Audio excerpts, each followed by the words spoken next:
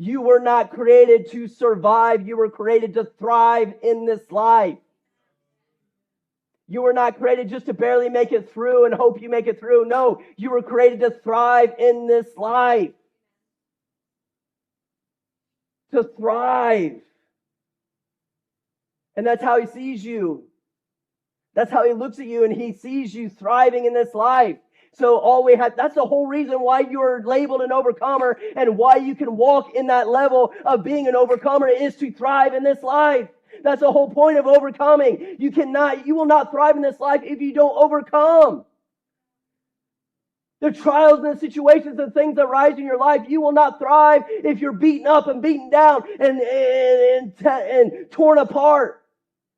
You're not going to thrive in this life, but living as an overcomer, not just labeled one, living in that area that he's called you to live in as an overcomer, you're going to thrive in this life.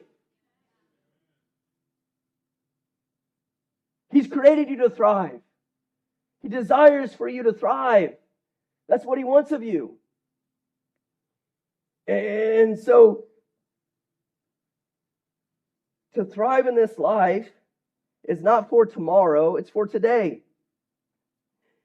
Say, I'm thriving in this life today.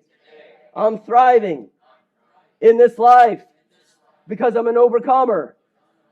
Come on, church, say it like you mean it. I'm thriving in this life because I'm an overcomer. Glory to God. Listen, you were not created just to exist.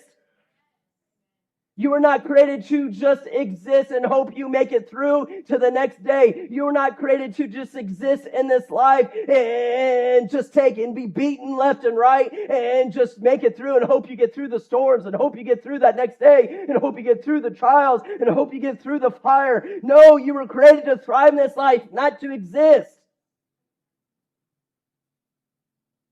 He created you to thrive, and that's the whole point with your confession when you declare that Jesus is Lord and that you're an overcomer, that you can live in this life as an overcomer, to thrive in this life, to thrive through the trials, to thrive through those situations, to thrive through the fire and the storms.